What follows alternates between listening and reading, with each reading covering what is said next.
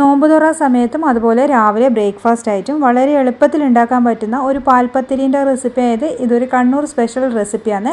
അപ്പോൾ ഇത് നല്ല ടേസ്റ്റാണ് കഴിക്കാൻ വേണ്ടിയിട്ട്. പ്രത്യേകിച്ച് ഇതിനൊരു കറീൻ്റെ ആവശ്യമൊന്നുമില്ല. വെറുതെ കഴിക്കാനും അതുപോലെ തന്നെ നമുക്ക് തേങ്ങാപ്പാൽ കൂട്ടി കഴിക്കാനും നല്ല ടേസ്റ്റാണ്. അപ്പോൾ നമുക്ക് റെസിപ്പിയിലേക്ക് പോകാം. അതിന് മുന്നേ ചാനൽ ആദ്യമായിട്ട് കാണുന്നവരാണെങ്കിൽ വീഡിയോ ഇഷ്ടപ്പെടുകയാണെങ്കിൽ ലൈക്ക് ചെയ്യാനും ഷെയർ ചെയ്യാനും അതുപോലെ സബ്സ്ക്രൈബ് ചെയ്ത് സപ്പോർട്ട് ചെയ്യാനും മറക്കരുത്. പാൽപ്പത്തിരി ഉണ്ടാക്കാൻ വേണ്ടി നമ്മൾ സാധാരണ യൂസ് ചെയ്യുന്നത് പച്ചരിയാണ്. അപ്പോൾ പച്ചരിക്ക് പകരം വേണമെങ്കിൽ നിങ്ങൾക്ക് നൈസായിട്ടുള്ള അരിപ്പൊടി യൂസ് ചെയ്യാം. നമ്മൾ പത്തിരിക്കൊക്കെ എടുക്കുന്ന പൊടി യൂസ് ചെയ്യാം. അതുപോലെ ഇടിയപ്പത്തിന് എടുക്കുന്ന പൊടിയും യൂസ് ചെയ്യാം. ഒരു കപ്പ് പച്ചരി ഞാനിവിടെ ഒരു 4 മണിക്കൂർ കുതിർത്തതിന് ശേഷം നല്ലപോലെ ഒന്ന് കഴുകിയെടുത്ത് കൊണ്ടുവന്നിട്ടുണ്ട്. ഇനി ഇത് നമുക്ക് മിക്സീൻ്റെ ജാറിലിട്ടിട്ട് ഒന്ന് അരച്ചെടുക്കണം. അപ്പോൾ ഒരുപാട് വെള്ളം ചേർക്കാൻ പാടില്ല. ഒരു 1/4 കപ്പ് വെള്ളം മാത്രം ചേർത്തിട്ട് ആദ്യം നമുക്കിതൊന്ന് അരച്ചെടുക്കാം. ഇതിൽ ആവശ്യത്തിനുള്ള ഉപ്പും കൂടി ചേർത്തിട്ടാണ് അരച്ചെടുക്കുന്നത്. അപ്പോൾ അരച്ചെടുക്കുമ്പോൾ ഒരുപാട് നല്ല മിനുസ് അരയേണ്ട, ഒരു ഇത്തിരി തരിതരിപ്പോടെ വേണം അരച്ചെടുക്കാൻ വേണ്ടിയിട്ട്. അരച്ചെടുത്തത് നമുക്കൊരു പാത്രത്തിലേക്ക് ഒഴിച്ചു കൊടുക്കാം. ഇനി ഒരു 1/4 കപ്പ് റവ ചേർത്ത് കൊടുക്കണം. എന്നിട്ട് നല്ലപോലെ മിക്സ് ചെയ്യാം. അതിന് മുന്നേ നമ്മളൊരു 3/4 ടേബിൾ സ്പൂൺ പഞ്ചസാരയും കൂടി ചേർക്കുന്നുണ്ട്.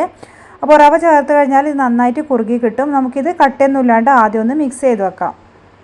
നമ്മളിതിൽ റവ ചേർക്കുന്നത് നമ്മൾ പാൽപ്പത്തിരി ചൂടുന്ന സമയത്ത് എണ്ണ കുടിക്കാതിരിക്കാൻ വേണ്ടിയിട്ടാണ്. അപ്പോൾ ഇത് നല്ലപോലെ മിക്സ് ചെയ്തിട്ടുണ്ട്. ഇതുപോലെ നമുക്ക് മാവ് വേണ്ടുന്നത്. അപ്പോൾ ഇനി നമുക്ക് ഒരു പാൻ അടുപ്പത്ത് വെച്ചിട്ട് നമ്മൾ കലക്കി വെച്ച മാവ് ഇതിലേക്ക് ഒഴിച്ചു കൊടുക്കാം. അതിനുശേഷം മാത്രം ഫ്ലെയിം ഓണാക്കി കൊടുക്കുക. അപ്പോൾ ഒരു ലോ ടു മീഡിയം ഫ്ലെയിമിലിട്ടിട്ട് ഇത് നന്നായിട്ടൊന്ന് കുറുക്കിയെടുക്കണം. നമ്മളൊരു ചപ്പാത്തീൻ്റെ ആ ഒരു മാവൊക്കെ ഉണ്ടാക്കുന്നില്ല, അതുപോലത്തെ ഒരു ഡോ ആയിട്ട് നമുക്കിത് കിട്ടണം. തീ കൂട്ടി വെച്ച് കഴിഞ്ഞാൽ പെട്ടെന്ന് ഇത് കുറുകി കിട്ടും. അതുകൊണ്ട് തീ ഒന്ന് ലോ ടു മീഡിയം ഫ്ലെയിമിൽ തന്നെ വെക്കാൻ ശ്രദ്ധിക്കുക. അപ്പോൾ നമുക്ക് നന്നായിട്ട് വെന്ത് കിട്ടുകയും വേണം. അപ്പോൾ ഇത് ഏകദേശം ഒന്ന് കുറുകി കിട്ടുന്നുണ്ട്. അപ്പോൾ ഇത് ടൈറ്റ് ആകും തോറും കൈ കുറച്ച് ബലം പ്രയോഗിച്ച് ഇളക്കേണ്ടി വരും. ഈ ഒരു സമയത്ത് വേണമെങ്കിൽ നിങ്ങൾക്ക് എണ്ണയോ നെയ്യോ വേണമെങ്കിൽ ചേർത്ത് കൊടുക്കാം. അപ്പോൾ ഞാനിതിൽ ഒന്നും ചേർത്തിട്ടില്ല. അപ്പോൾ ഇതാ ഇത്രയും കുറുകി കിട്ടിയിട്ടുണ്ട്. ഞാനത് ഫ്ലെയിം ഓഫാക്കിയിട്ട് ഒന്ന് വാങ്ങി വെച്ചിട്ടുണ്ട്. ഒരുപാട് കുറുകി ഇരിക്കാൻ പാടില്ല. ഇനി ഇത് ഈ പാത്രത്തിൽ തന്നെ വെച്ച് കഴിഞ്ഞാൽ ചൂട് കൊണ്ട് വീണ്ടും നന്നായിട്ട് കുറുകി പോകും. അതുകൊണ്ട് നമ്മൾ വേറൊരു പാത്രത്തിലേക്ക് മാറ്റി കൊടുക്കുന്നുണ്ട്. നല്ലോണം ചൂട് തണിഞ്ഞ് കിട്ടുകയും ചെയ്യും. അപ്പോൾ ഇനി നമുക്കിത് ജസ്റ്റ് ഒന്ന് ഒരു ഡോ ആക്കി എടുക്കണം. നമ്മൾ കുഴച്ചെടുക്കേണ്ട ആവശ്യമൊന്നുമില്ല. ഓൾറെഡി നമ്മളിത് ഡോ ആക്കി എടുത്തതാണ്. ഇനി ഒരു ഇത്തിരി വെളിച്ചെണ്ണയും ചേർത്തിട്ട് നമുക്കിതൊന്ന് ജസ്റ്റ് ഒന്ന് മിക്സ് ചെയ്ത് കൊടുക്കാം. അപ്പോൾ ഇനിയിപ്പോൾ നല്ല ലൂസായി തോന്നുന്നുണ്ടെങ്കിൽ നിങ്ങളുടെ അടുത്ത് അരിപ്പൊടി ഉണ്ടെങ്കിൽ 1-2 ടേബിൾ സ്പൂൺ അരിപ്പൊടി ചേർത്ത് കൊടുക്കാം. അപ്പോൾ ഇതിനി റെസ്റ്റ് ചെയ്യാൻ വെക്കേണ്ട ആവശ്യമൊന്നുമില്ല. നമുക്ക് ഈ ഒരു സമയം തന്നെ നമുക്കിത് കുറേശ്ശെ മാവ് എടുത്തിട്ട് ബോളുകളാക്കി മാറ്റി വെക്കാം. അപ്പോൾ ഈ ഒരു സൈസിലുള്ള ബോളുകളാണ് ഞാൻ ഉണ്ടാക്കുന്നത്. അപ്പോൾ ഇതെല്ലാം ഇതുപോലെ ഒന്ന് ഉരുട്ടി വെച്ചിട്ടുണ്ട്. ഇത് നമുക്ക് പൂരി പ്രസ്സറിലിട്ടിട്ട് പ്രസ് ചെയ്തെടുക്കാം. അല്ലെങ്കിൽ ഇതുപോലെ ഒരു ബട്ടർ പേപ്പർ വെച്ചിട്ട് അതിൻ്റെ മുകളിലേക്ക് കുറച്ച് എണ്ണ തടയിട്ട് ഓരോന്നും വെച്ചിട്ട് ഒന്ന് പ്രസ് ചെയ്തെടുത്താൽ മതിയാകും. അപ്പോൾ പൂരി പ്രസ്സറൊന്നും ഇല്ലാത്തവർക്ക് ഇതുപോലെ ചെയ്തെടുക്കാം. ഇതാകുമ്പോൾ നമുക്ക് നല്ല ആ ഒരു ഷേപ്പിൽ കിട്ടുകയും ചെയ്യും.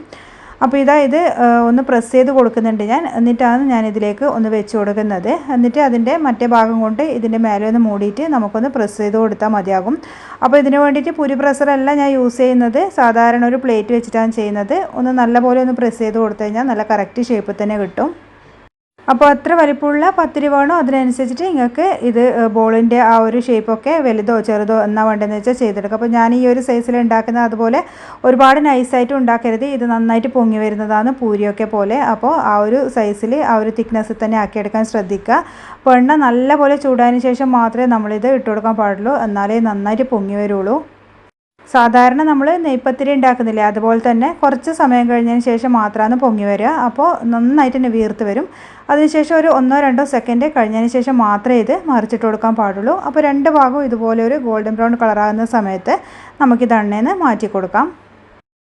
അപ്പോൾ നമ്മൾ എണ്ണയിൽ നിന്ന് മാറ്റി കൊടുക്കുന്ന സമയത്ത് ഫ്ലെയിം നന്നായിട്ട് കൂട്ടി വെച്ചിട്ട് വേണം മാറ്റി കൊടുക്കാൻ വേണ്ടിയിട്ട്. അപ്പോൾ ഏതൊരു സ്നാക്കായി കഴിഞ്ഞാലും ഇതുപോലുള്ള ബ്രേക്ക്ഫാസ്റ്റ്, എണ്ണ പൊരിക്കുന്ന ബ്രേക്ക്ഫാസ്റ്റ് ആയി കഴിഞ്ഞാലും നമ്മൾ ആ ഒരു ഫ്ലെയിം കൂട്ടി വെച്ചതിന് ശേഷം മാത്രമേ നിങ്ങൾ എണ്ണയിൽ നിന്ന് മാറ്റി കൊടുക്കാൻ പാടുള്ളൂ.